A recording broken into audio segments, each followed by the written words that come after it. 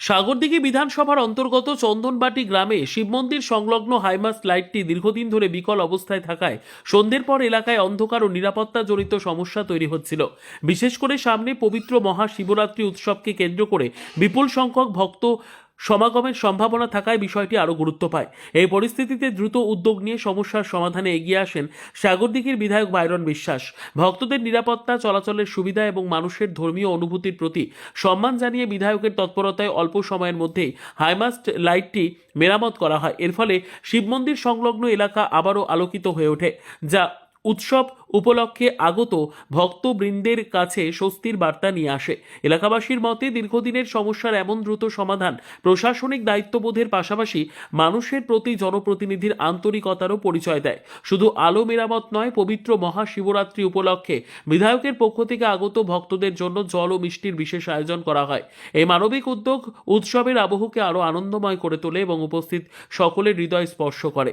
ভক্ত ও স্থানীয় বাসিন্দারা একযোগে এই উদ্যোগের জন্য বিধায়ককে ধন্যবাদ ও কৃতজ্ঞতা জানান। এলাকাবাসীর বক্তব্য, ধর্মীয় অনুষ্ঠান হোক বা দৈনন্দিন নাগরিক সমস্যা, সব ক্ষেত্রেই বিধায়ক বাইরন বিশ্বাস মানুষের পাশে দাঁড়ানোর চেষ্টা করেন। তার এই দায়িত্বশীল ও মানবিক ভূমিকা আবারও প্রমাণ করে তিনি কেবল একজন জনপ্রতিনিধি নন, বরং সাধারণ মানুষের সুখ দুঃখের সঙ্গী।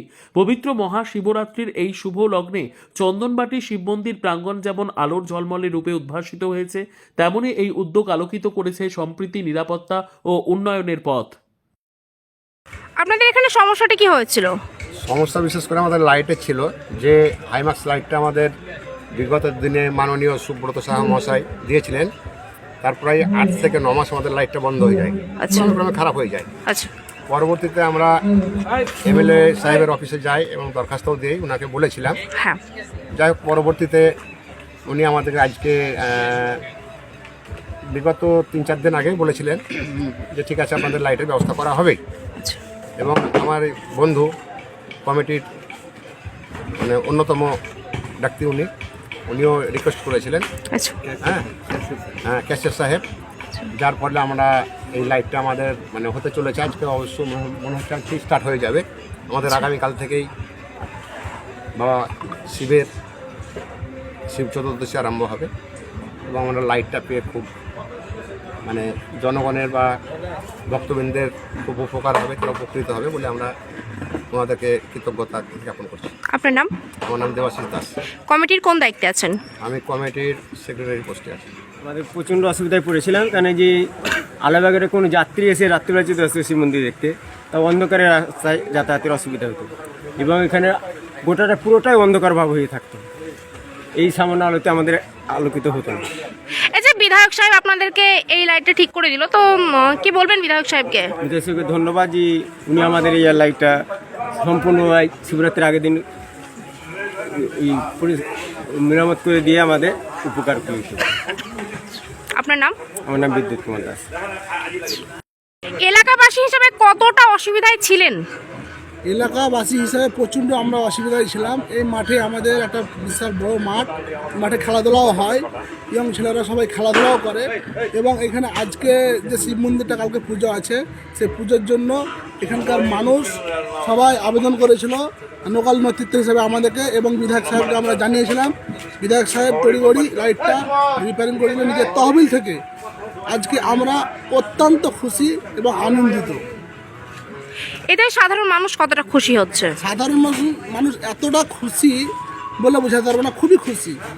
বিধায়ক সাহেব লাগিয়ে দিচ্ছে নিজের তহবিল থেকে, এর জন্য প্রচণ্ড খুশি। শুধু এই লাইট বলে না, বিধায়ক সাহেব যতগুলো লাইট খারাপ হয়ে আছে প্রত্যেকটা লাইট একের পর এক ঠিক করার ব্যবস্থা বিধায়ক সাহেব করছে।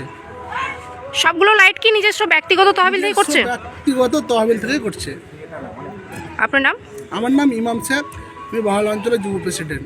এই যে এই শিব মন্দিরের যে লাইটটা অকেজো হয়ে পড়েছিল, এই সর্বপ্রথম কি আপনি জানিয়েছিলেন এমএলএ সাহেবকে?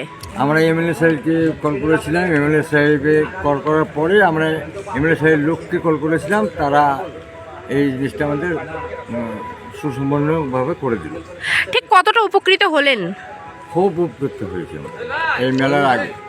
মেলার আগে হয়েছে? মেলার আগে এটা যে হলো আমাদের খুব আমরা চিন্তিত ছিলাম, এবং দেখতে পেয়েছি যে আমাদের এটা হতে খুব উপকৃত হয়েছে।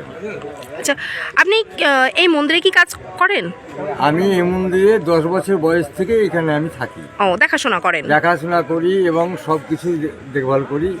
তার সঙ্গে রাজ্য কমিটিরা আছে, তারপরে আমাদের গ্রামের আরও নেতারা আগে ছিল, এখন উনি যোগ দিয়েছেন। এই জিনিসগুলো আমাদের ভালোভাবে হয়েছে। এই হলো। আচ্ছা, আপনার নাম? আমার নাম সনাতন দাস। এই গ্রামেরই বাসিন্দা আপনি? আমি এই গ্রামেরই বাসিন্দা। চন্দনবাটি গ্রামের বাসিন্দা। হ্যাঁ, আচ্ছা, আমরা প্রতাপ সিংহের বংশ, আমরা রাজপুত, দক্ষিণ আলী রাজপুত। আচ্ছা, ধন্যবাদ।